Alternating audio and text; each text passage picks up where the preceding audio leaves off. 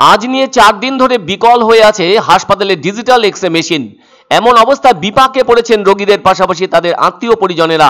এ ধরনের অবস্থা লক্ষ্য করা গেল মালদা মেডিকেল কলেজ ও হাসপাতালে। জানা গেছে বহির্বিভাগ ও সাধারণ বিভাগ মিলিয়ে যত রোগী আছেন তাদের জন্য বহির্বিভাগের নিচতলায় ডিজিটাল এক্স-রে পরিষেবা চালু হয়। এদিকে প্রতিদিনই ডিজিটাল এক্স-রে পরিষেবা নিতে 100-র বেশি রোগী উপস্থিত হয়ে থাকেন। এতে ভিড় হয় যথেষ্ট। এছাড়া ওই মেডিকেল কলেজের বহির্বিভাগে চিকিৎসা পরিষেবা নিতে আসেন 2,500 থেকে 3,000 রোগী। সেই সব রোগীদের এক্স-রে বহির্বিভাগেই হয়। তবে টানা 4 দিন ধরে এক্স-রে মেশিন বিকল হয়ে থাকায় রোগীদেরকে ছুটতে হচ্ছে ট্রমা কেয়ার ইউনিটে, যার ফলে ওই ট্রমা কেয়ার ইউনিটেও ভিড় জমান রোগীরা। এভাবে এখানে ভিড় বেড়ে যাওয়ায় দারুণভাবে হয়রান হতে হচ্ছে রোগী সহ রোগীর আত্মীয় পরিজনদের।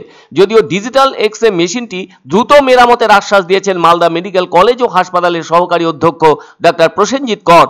কারণ সকলের আর্থিক অবস্থা তো ভালো নয়, তাই বাইরে থেকে টাকা খরচ করে ডিজিটাল এক্স-রে করিয়ে আনা অনেক রোগীর বাড়ির লোকের পক্ষেই যথেষ্ট অসুবিধাজনক।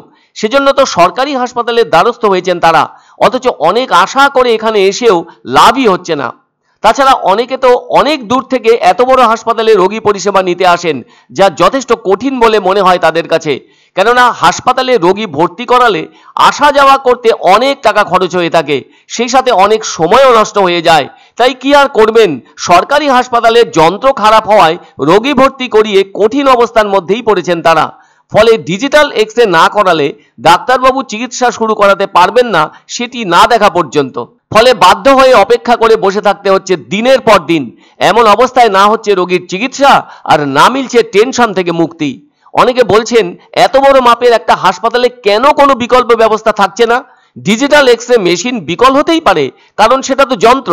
ফলে অন্য আরেকটি ব্যবস্থা তো থাকতে হবে, তা না হলে তো রোগী পরিষেবার দিকটি কঠিন থেকে কঠিনতর অবস্থায় পৌঁছবে। সবসময় তো বিকল্প ব্যবস্থা থাকতে হবে। অনেকটা এরকমই অবস্থা লক্ষ্য করা যাচ্ছে বীরভূমের রামপুরহাট মেডিকেল কলেজ ও হাসপাতালে। এখানেও এক্স-রে মেশিন বিকল হয়ে রয়েছে আজ প্রায় 6 দিন ধরে। ওখানে তো আরো অদ্ভুত ঘটনা ঘটেছে। নর্দমার জল ঢুকে গিয়ে জরুরি বিভাগে ডিজিটাল এক্স-রে মেশিন নষ্ট হয়ে গিয়েছে, আর ওই রুমেই নাকি জল থই থই করছে। কি অবস্থা চারদিকে। সরকারি হাসপাতালে ডিজিটাল এক্স-রে মেশিন কবে ঠিক হবে তা নিয়ে যথেষ্ট চিন্তায় মালদার রোগী থেকে শুরু করে তাদের আত্মীয় পরিজনেরা।